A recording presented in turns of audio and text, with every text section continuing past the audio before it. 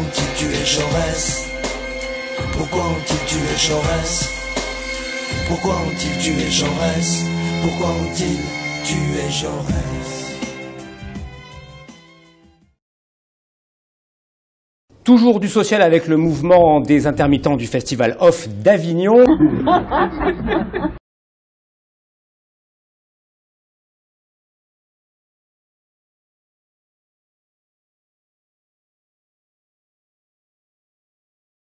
Ils appelaient ce matin à une assemblée générale. Une assemblée peu suivie, seulement 85 des 1083 compagnies ont décidé de ne pas jouer aujourd'hui. Chômeurs, précaires, intermittents, solidarité. Chômeurs, précaires, intermittents. Narjas Kerbois.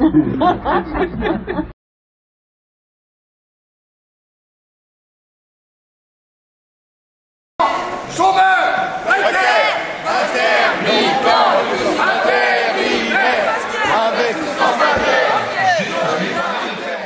Chômeurs, précaires, intermittents, intérimaires, avec ou sans papier. Solidarité.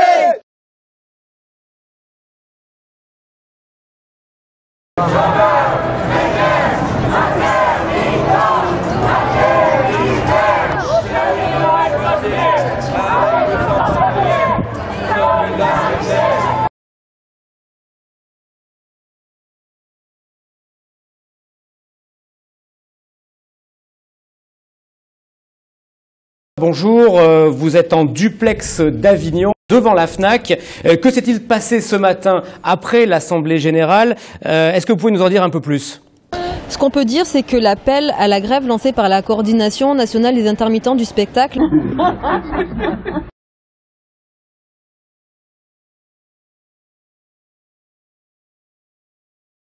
n'a pas été véritablement suivi ce matin. Seule une centaine de compagnies. Seulement 85 des 1083 compagnies.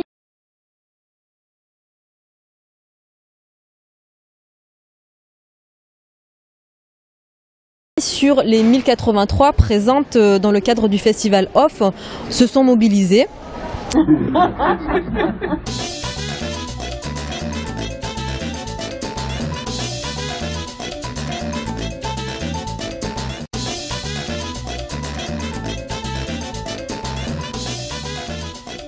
On n'a plus le choix, quoi.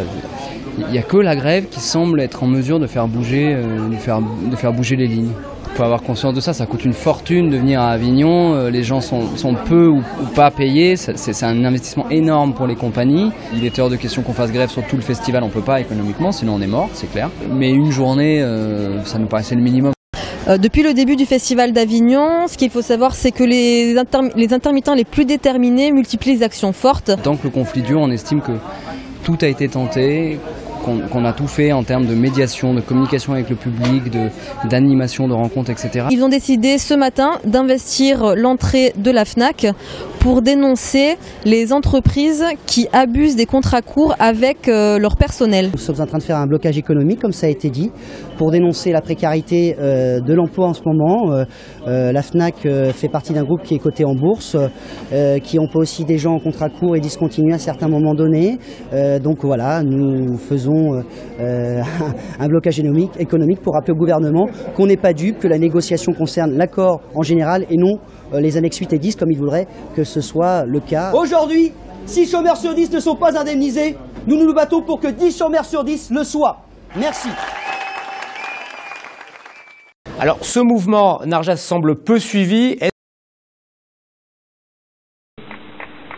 On peut réveiller quelqu'un qui dort, mais on ne peut pas réveiller quelqu'un qui fait semblant de dormir.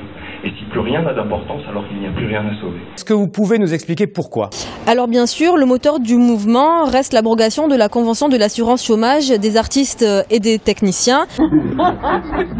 Les accords, ils sont injustes pour nous, mais pas que. Ils sont aussi injustes pour tous les travailleurs précaires, les intérimaires et autres saisonniers. Car il ne faut pas se leurrer, dans un avenir très très proche, en France, on sera une majorité d'intermittents du travail, quel que soit le secteur d'activité. Mais par rapport à 2003, le mouvement prend davantage d'ampleur et s'étend à l'ensemble des précaires. Et ce sont les membres les plus actifs de la CIP qui se font un petit peu les porte-paroles sous la nomination du collectif du OFF.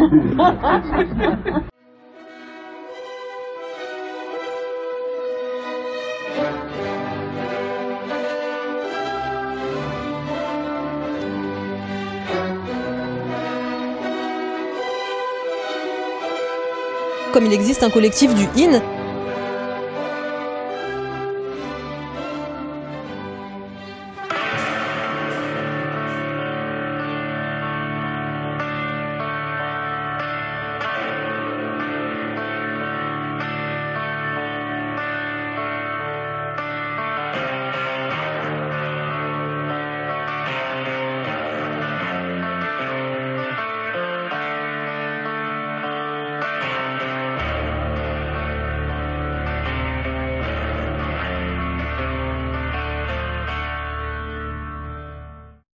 Et il souhaite d'ailleurs multiplier les actions communes à l'image de la marche silencieuse qui a eu lieu vendredi dernier. Donc on peut s'attendre à ce que le festival jusqu'au 27 juillet soit ponctué par des coups de théâtre.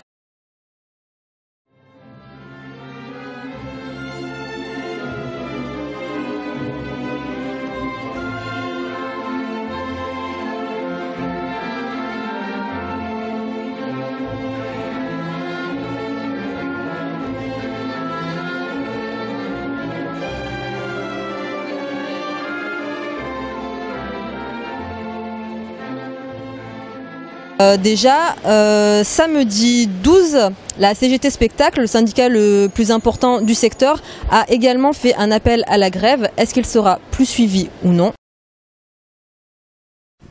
S'il s'agit de dire non, ce n'est pas dire non simplement comme on piétine, dire non comme l'on sauterait, comme un cabri dans une sorte d'entêtement négatif. Dire non, et c'est toute la leçon de vie de Jaurès, c'est dire non pour inventer un oui. C'est trouver un chemin et, en cheminant ensemble, inventer ce oui. Ne pas penser qu'il tombera d'en haut. Ne pas penser qu'il viendra de ceux qui savent à notre place. Penser que c'est une invention collective. Du temps de Jaurès, il n'y avait pas un homme au-dessus des autres. Le Parti socialiste qu'il avait réussi à constituer, avec toutes sortes de forces différentes, était fait de diverses personnalités. Et il n'était pas pris au piège de ce que nous savons être notre obstacle, ici en France, de ce présidentialisme qui réduit la volonté commune, la souveraineté populaire, au choix d'un seul, et qui du coup nous rend prisonniers après des problèmes, des contradictions, des hésitations, des peurs, des obsessions, des calculs d'un seul, et non pas de cette délibération collective. Oui, notre bon maître, oui, notre monsieur, pourquoi ont-ils tué Jaurès? Pourquoi ont-ils tué Jaurès?